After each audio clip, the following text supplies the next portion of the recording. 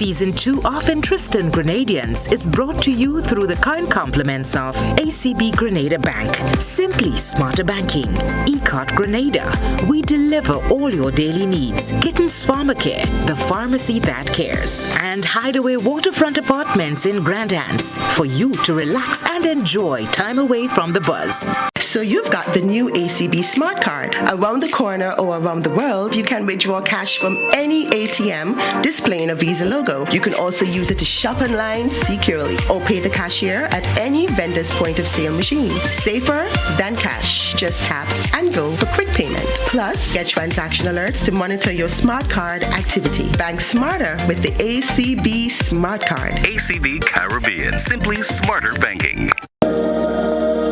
Gittens Pharmacare, the pharmacy that cares. Halifax Street, St. George's. Affordable access to care, a wide range of prescription drugs, medical supplies, health and beauty items, diabetic testing supplies, immune system support products, vitamins, supplements, and lots more. Visit us today or call 440-2165. Ask about or call in prescriptions, discounted items, and special delivery requests. Gittens Pharmacare. Care, convenience, expertise.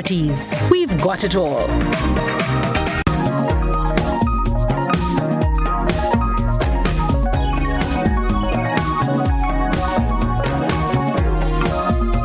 Greetings, viewers and listeners, and welcome to another edition of Interesting Grenadians. My name is Eugene Gittens, and today I have a very special guest with me. She is none other than Miss Anya Chung, Managing Director of George F. Huggins and also Chairman of the Board of Directors. Anya, welcome to the program. Thank you so much for having me. My pleasure. Anya, many Grenadians would hear that name, Anya Chung, and some of us may know and some of us may not know exactly who that is. Who exactly is Anya Chung? Okay. Again, thanks for having me. Who is Anya Chung? My maiden name is actually Menes. I think that name would be more familiar to most Grenadians. I am the daughter of the late Richard Menes. He was originally from Guyana but made a life in Grenada. I think he became more Grenadian than anything else. And my mom is Nola Menes. She was originally from St. Vincent, and they both came to Grenada in their teenage years and met here, and the rest is history. Right, right. I have a sister, Luana Menes Boyack. Younger or older than you? She's older than me, an elder sister. She lived in Trinidad for many years. She's back home. She's an attorney at law, specializing in the corporate field. And I have one brother as well, Richard Menes Jr., and Richie is an engineer. And he has lived all his life here. So I'm the third of the three of us. How does it feel being the first female managing director and chairperson of the board of George F. Huggins? It's a question I get asked very often, and I always give the honest answer. When I was preparing myself for the roles, I never really contemplated my status as a female. I grew up in Huggins, and that's where I got the bulk of my professional experience amongst a group of men, highly qualified men, highly experienced men, who are so confident in their capability that I was never made to feel like a female executive. Okay. I was always made to feel like Anya Menes or Anya Chung as I became, and I was respected for what I could contribute. So when I took on the role, I was just celebrated as the successor to my predecessor. And it is only in getting into the role I began to get asked this question, and it really made me think. It really made me embrace the fact that I am a female. I have indeed broken that glass ceiling. Prior to me, there was only one woman in history who ever ascended to the board of Huggins, and I dare say it was a very similar circumstance in the landscape in the private sector in Grenada. And so now I see it as my responsibility to ensure that internally within Huggins, I raise up other young women to assume the managerial roles or the supervisory roles, the more senior roles. And I hope that I can be an example to other women in the private sector, in the public sector, that let nothing stand in your way. Right. And try to surround yourself with positivity.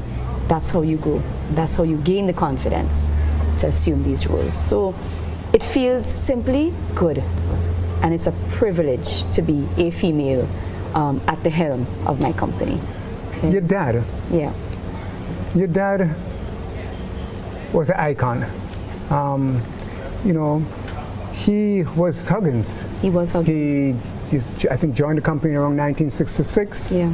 Yeah, became managing director, chairman of the board somewhere around maybe, help me, 1974. 1974, Yeah. and until Yeah. about 2016. 2016, Right. yes. He gave 50 years. 50 years of 50 years, service. Yes. Mm-hmm. How does it feel to fit into his shoes? Well, I always say his shoes are very different to mine. Mine have heels, his doesn't, right? So I am by no means. There's no way, there's no one who can fill Mr. Menezes' shoes. He has left a legacy. Think about it, Huggins is 102 years old this year. In 2020, Huggins turned 100 years old. So can you imagine, this is an individual who served a company for half its life, for 50 years. There's no way anyone, man, woman, or child, could really fill those shoes. I am blessed because I grew up in a home where, and I think this is where my confidence as a female came from, because Mr. Menezes was first and foremost an amazing husband and father. So the icon in business simply mirrored who he was at home. And I saw the way he treated my mother, who is also a very strong person. And there was the mutual respect between mom and dad. And so this is how I was able to feel, you know, that I have a right to be here. I have a right to enter the man's world. I have a right to assume a role. And so it started from the home. And I gain that independence, that independent thought, that ability to stand on my own opinions. And this is what I have brought to the table for the past 5 years and will continue to bring to the table. Respecting the brilliant legacy that he left and making sure that I build on it, that I make it better, that I chart new directions forward. 2022 is vastly different to 2012, of course, to 2002. Of course. And this is a different time.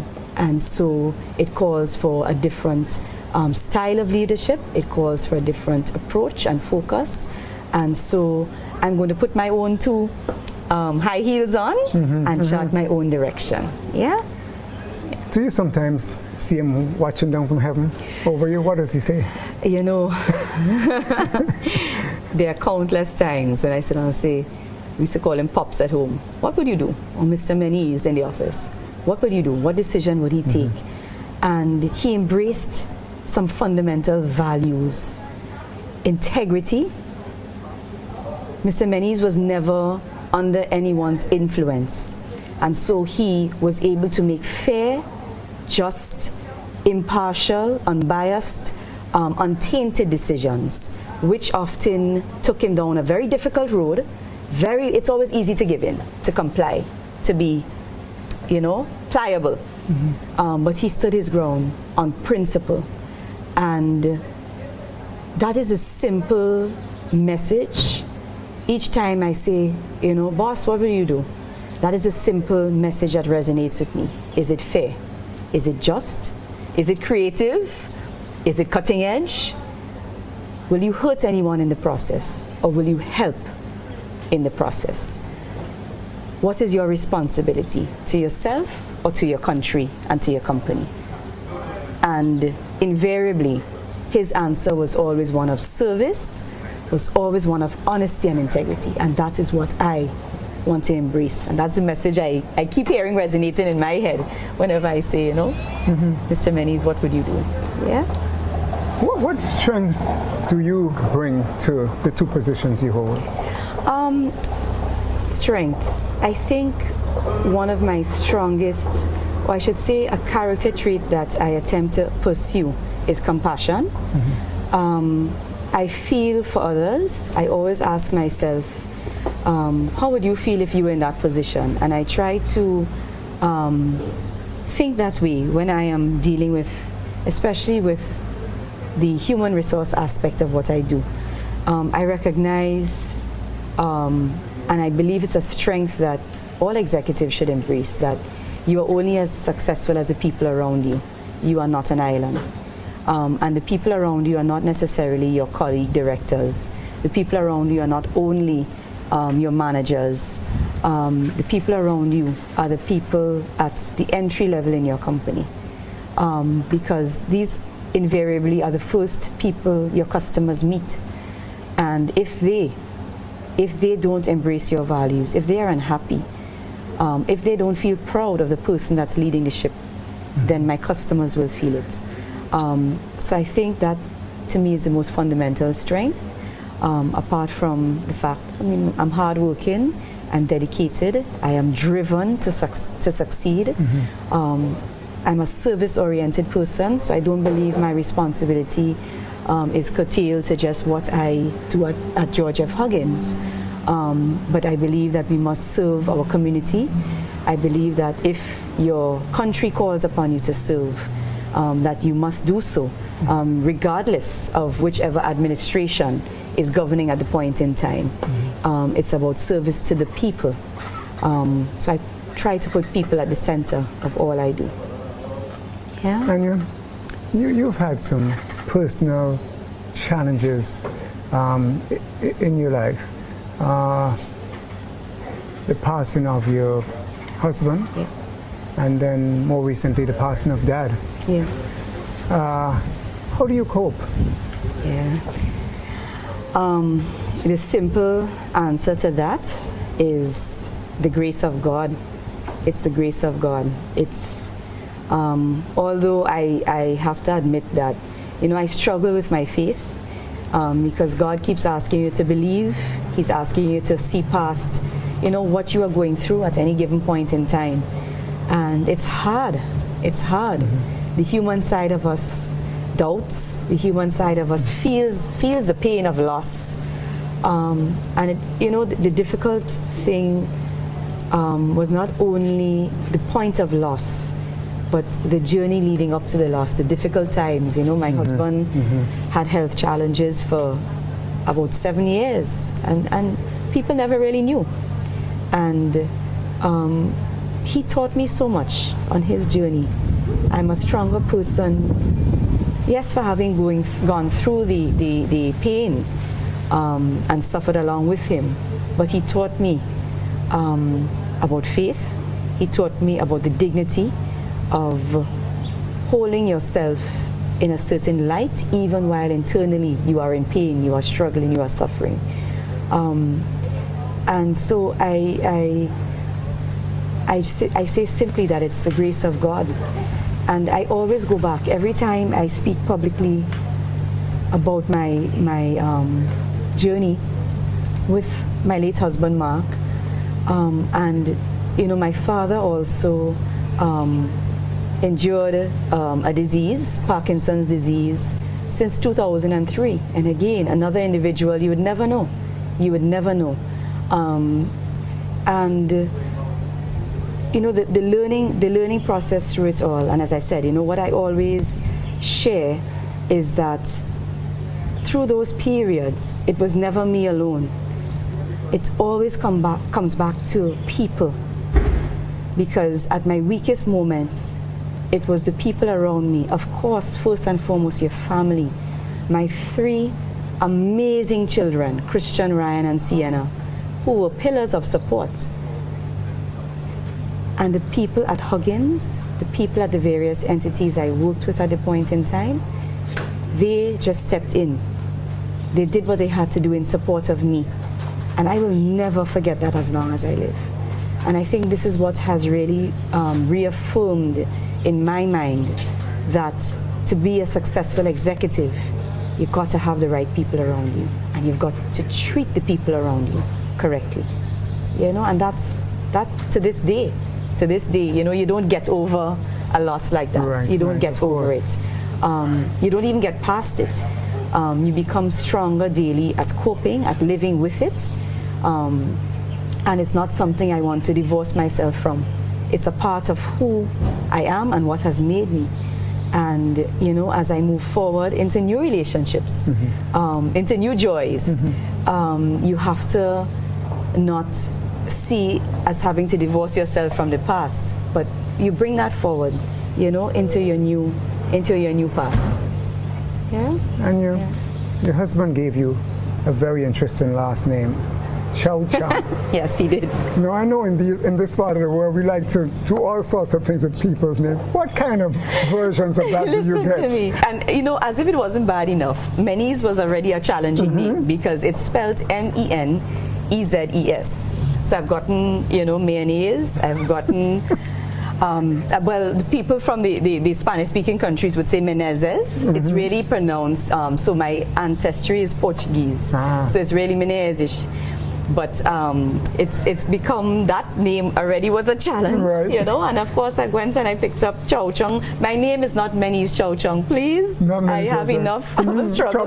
So I'm only carrying the Chow Chung, right? But oh man, I've gotten so many versions. Chow mein.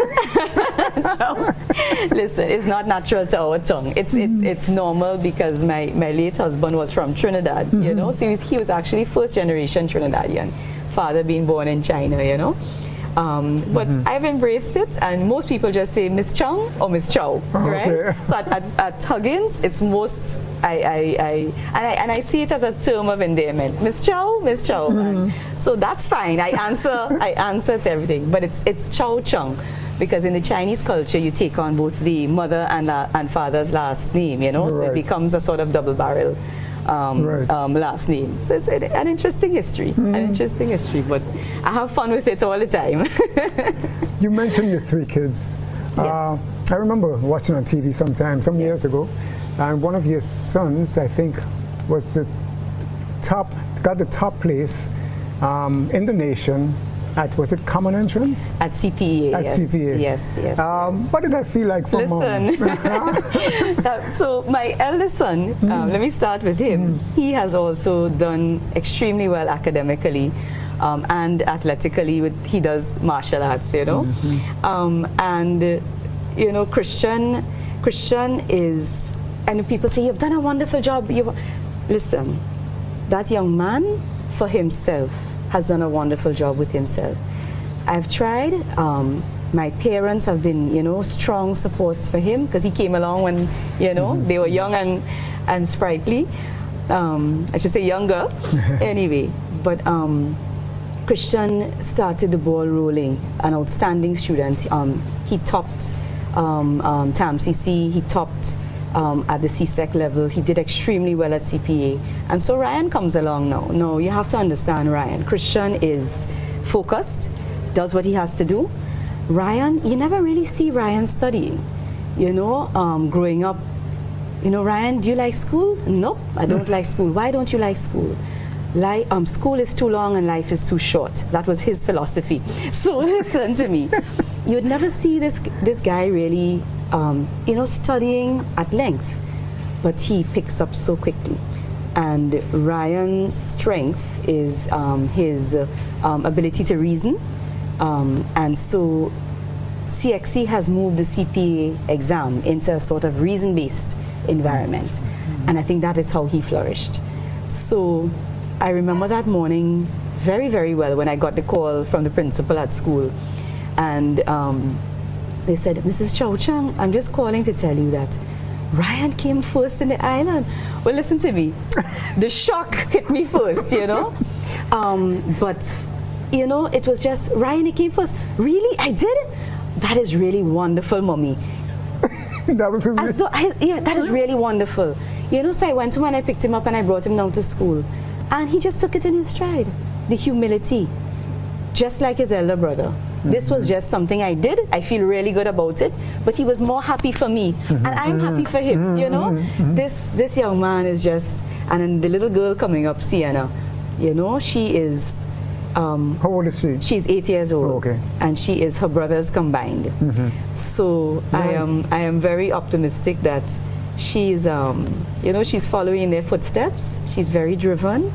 Her dad passed when she was very young, but she still has that boyishness about her, and I think I like that because it's made her a stronger girl. And I have to thank the support of my two elder children, Christian and Ryan, for that. They have been solid young men. They have stepped up to the plate as young men, and they treat their mom very, very well. I'm very proud of my children. Excellent. I'm very proud. Forgive me for having to elaborate on that, but be a proud they are my everything. Yes, they are my everything. Oh, absolutely. Oh, yes. And I'm curious, when you were growing up, what did you want to be? Oh gosh, that's a very difficult question. So I'll tell you, in my teenage years, or I should say as a young tween, I wanted to be a ballet dancer. I just wanted to be a dancer. That was my passion. Honestly, it was my passion. And how should I put this? I began to put on a little weight and develop as a child, and I recognized one day, and back then you had to have a certain body type to be a dancer. And now I am so pleased to see that we have broken that mold. Yes. Young women of all shapes can be a dancer. Yes. But that kind of made me self-conscious, and so I abandoned the whole passion.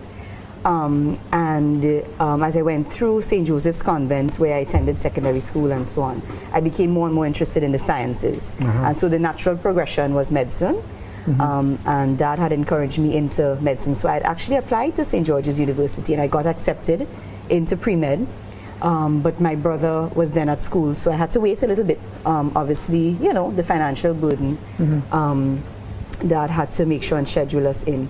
And so I opted to work for a little while, and I started off, my first job was with computers, and then I got an opportunity in those days it was Grenada Bank of Commerce, and I started in the bank, which is a fantastic training ground for any career. Yes, yes. And then I got an offer at Huggins to join the marketing department there, and I spent 5 years working. I became so passionate about business. I became so passionate. It was totally nowhere near the sciences or where I started off. And so that is when I decided, on the advice of my parents, they said, pursue a career in law. Law is an excellent foundation for myriad professions. And so I did. I attended the University of the West Indies, and I went on to Hewarding Law School.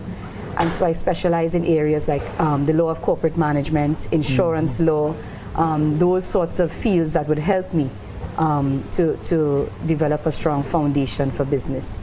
And so from dancing to law, the journey was, and now I'm a businesswoman, So I just wanted to give that message to young people. We figure we have to be in this box. Doctor, lawyer, engineer, butcher, baker, candlestick maker. No. The box is limitless now. The career opportunities are limitless. And it's okay if at 13 and 14 years old you don't know what you want to do. It's okay if at 17 years old you're not sure what you want to do. It's okay. Sometimes your career path finds you. You don't necessarily have to find it. Just keep focus, never stop learning, and you will find your path. You will find your opportunities. Right? And kudos to those young people who know what they want to do and they set up. That's good too. That's good too. So that was my journey. Do you still dance? I still dance. I still dance. Unfortunately, no one is willing to pay, but I still dance. I use every opportunity to dance. Excellent. Be it carnival or be it, a lovely party I might get invited to. Every opportunity to dance, even behind closed doors. Anya, how do you balance the sort of work life, relationships, in terms of what are your hobbies? What are your interests outside of work, your passions, and do you get a chance to pursue them? I do. I I got asked the very same question a few years ago in an interview. And you know what? At that point in time, I recognized that I was not embracing the balance enough. And I suppose it goes with the times. You know, you're a young executive, you want to establish yourself, so you have to put in the hours. But I do have 3 kids, and I have become a single mother. I didn't set out on that path. And so I am not even going to pretend that I have it all together. I'm still struggling. I am struggling very much with that. I am grateful for the support of my mom, my sister, my brother. So my family has been very, very supportive there. My personal assistants at work, Mrs. Telesford and Miss Lambert, they do more than just executive work. They help me to be a better mother. Because there's always something to do, there's always something to get for school, and when I am trapped in meetings and I'm trapped in my job, they step up to the plate. I never do an interview without thanking Miss Lynette and Miss Deborah at home. They are the moms at home when I am not at home, and they allow me to be able to do what I have to do at work. And when I come home, my children are loved. I worry not. I worry not. And this is what helps me to be able to balance so that when I get home, I'm able to spend quality time with the kids. Right. It's not rushing around and getting this done and washing. And yes, the weekends are for that, but that's what we do together. You know, chores together, looking after the animals together. And I am learning now about setting boundaries. I'm learning now about giving 110% while I'm at work, but also clocking out at a reasonable hour. Because at the end of the day, if your family life is broken, then your professional life will also break. You know, so right now it's about learning how to set those boundaries. The bombardment through social media channels, through, you know, that cell phone that really can destroy the after hours life. That's what I am trying to do better at now. Yeah. So makes perfect sense. Yeah. The animals, what animals? Oh gosh. Well, we've dabbled in poultry. We've had pet chickens. Now I want to make it clear that I am not a poultry farmer in the least, you know. It's about the pets, but we found our favorites and we love our dogs, right? So I have a special breed. What breed is that? Siberian Huskies. Okay, I am very, very, I love them. I love the breed. I love the personality of the breed. And so I do breed them, but I do so responsibly. And they are like my grandchildren when they're born, you know. Right, so I know the homes they go to, I follow up on their lives, you know. I'm not a professional breeder, but I do enjoy it, you know. And I have to say that the children help me a lot because, you know, it's a lot to take care of them, and they support me. And so we enjoy doing that as a family. Together. So it's dogs. You may have already answered this, but just in case you didn't, and I want to re-emphasize it anyway, what would you say to a young girl watching this interview with you who wants to become another CEO, another managing director of a big company? What would you say to her? Well, first of all, I would tell her that you can do it, but you have to set your mind to it. And the journey doesn't begin at university. The journey begins in primary school, in setting your goals and embracing. If you want to be a CEO, you want to be a leader in any field, the journey begins in primary school. So when your teacher calls on you, be up for the task. Volunteer, show initiative, show that you are interested in being better. Don't sit in your corner and be selfish. Help those around you. Even if they come higher than you in class, it doesn't matter. Because in helping others, it strengthens your knowledge. It strengthens your capability. Never be selfish with your talent. Never be selfish with your intelligence. Through secondary school, watch what you do. Young women are growing up in a different era to the era I grew up in. So in my day, I made many mistakes, just like you, young ladies, you may make mistakes yourselves, But the difference is you have social media now, and social media gives a permanent record of your mistakes. So be careful what you post. When you post, it leaves a trail, and that trail becomes part of your CV. It becomes part of your application for life. It becomes part of your application for a job. So keep it positive. Do not tear down others on your social media channels. And as you journey through TAMCC or university or wherever your academic journey takes you, always, always embrace positive learning and helping others around you. Serve in student government, serve. Academics are not the be-all and end-all. Take on sports, take on cultural activities. We're talking all the time about revitalizing PAN. Young women and young men should be taking up PAN in schools again. This is where we have to go back. It's such an important aspect of our culture that builds character. Because you play a wrong note, right? It's being part of a group. So take on like activities is what I would say to them. It's all part of your professional development. So by the time you get in and by the time you submit that job application, you have a whole body of work that my HR manager, that I can sit down and look at and say, yes, this young woman can work with people. This young woman loves to be part of a team, right? It's not because you have an MBA or a doctorate on your curriculum vitae, but I have seen through the years that you have embraced positivity and you have embraced others around you. And that to me is what I would really encourage. Don't let anything stand in your way. Don't let anything stand in your way. And anyone standing between you and your goals, come and see Auntie Anya, is what I will tell them. Well, Auntie Anya, that's a great place to put a wrap on this wonderful conversation. Some great advice to the young women out there. And listen, thank you so much for your time. Thank you. And for sharing. I truly am honored and appreciate you being on Interesting Grenadians. Thank you. Thank you so much for having me. Thank you, viewers and listeners, for tuning in to this edition of Interesting Grenadians. We have many more Interesting Grenadians to present to you, so please stay tuned every Wednesday night on GBN at 8 p.m. See you then.